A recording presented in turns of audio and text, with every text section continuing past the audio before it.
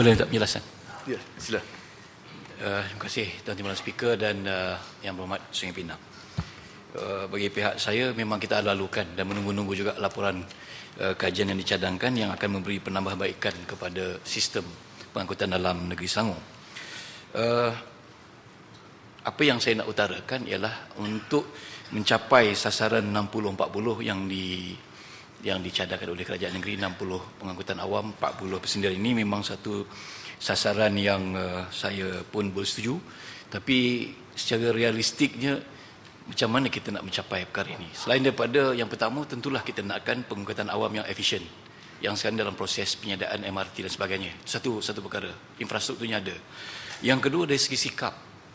Yang ini saya mungkin nak minta apa pandangan kerajaan negeri untuk mengubah satu sikap yang menjadi sikap lah, saya fikir rakyat Malaysia lah secara umumnya, di seluruh negara kita, bahawa nakkan privacy. Ini selalu menjadi alasan kadang-kadang bila tol naik pun orang tak nak, sebab dulu kementerian dah ada buat satu program ataupun kempen untuk pool kereta sama pergi. Itu pun tak mencapai sasaran sebab ramai orang tak berminat untuk berkongsi. Sebab rakyat Malaysia ni yang saya lihat sikapnya lebih suka ada privacy, bawa kereta sendiri, kadang nak bawa nak bawa bakul, nak bawa macam-macam barang peribadi dalam kereta, menyebabkan kalau pengangkutan awam tu baik sekalipun, kadang sikap itu menyebabkan nak mencapai 60-40 ni mungkin ada satu masalah. Jadi bagaimana kerajaan nak membantu sama dari segi nak educate public dan sebagainya, itu ialah satu cara lah. Tapi apa lagi cara yang lebih berkesan supaya nak pastikan 60-40 ni kita boleh capai. Kalau tak 60-40, sekurang-kurangnya 50-50 boleh ditingkatkan sejajar dengan pengangkutan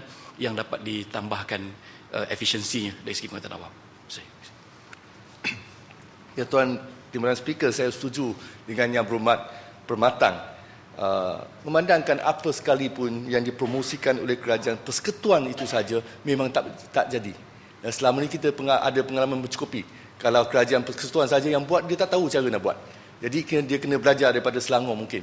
Ya, umpamanya bas perkhidmatan bas Selangorku yang sudah kita menjenamakan semula sebagai bas Smart Selangor ini, kita melihat bagi 4 bulan yang lalu meningkat.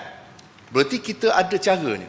Dan saya akan bacakan angka-angka perangkaan tersebut sebentar bila saya sampai ke situ. Tapi caranya, saya komen sikit lah.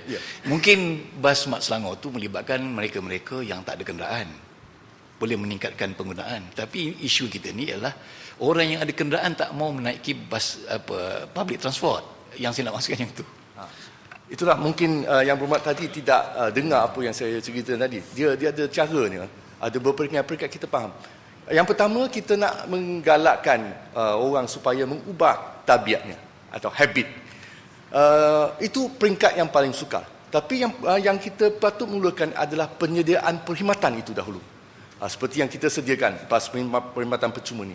Ada penyediaan perkhidmatan, kemudian ada promosi, dan dua-dua apabila siap, itu kita masuk ke peringkat ubah tabiatnya. Dan itu saya mengakui, itu memang yang paling sukar. Tapi kita sudah lihat sekarang ni, kalau kita melihat kepada maklum balas bagi orang ramai, dah sememangnya dah ada persediaan untuk menukar cara hidupnya. Tapi dengan syarat kita di pihak kerajaan, kita membuat persediaan tersebut, memberikan penyediaan yang mencukupi sebelum mereka dapat dengan selesa mengubah caranya. Sudah tentu keselesaannya tahapnya lain. Kalau kita memandu kereta sendiri, sudah tentu dari segi keselesaannya kurang berbanding dengan kita menggunakan pengangkutan awam. Tapi sekiranya kita menyediakan perkhidmatan yang baik, seperti bas Selangor, apa yang kita buat, bas Smart Selangor ni, kita sediakan bas yang baru, yang bersih, yang beraircon, yang ada wifi. Kemudian kita pastikan frekuensi ataupun kekerapan. Setiap 15 minit ada bas. Kalau kita terlepas satu, 15 minit tu dah 15 minit akan datang, kita pasti ada bas.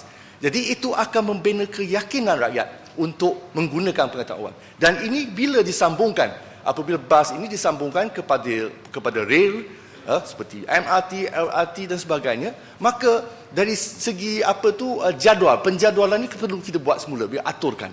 Jadi sekarang ini mungkin dalam proses ini lagi, walaupun kita ada kekerapan bas Smart Selangor ni 15 minit, tapi apabila sampai di KTM perkhidmatannya setengah jam sekali. Jadi ada kita nampak ada jurang di situ, dan itu perlu kerjasama daripada semua pihak untuk memastikan yang penyambungan ini dapat dilakukan dengan baik.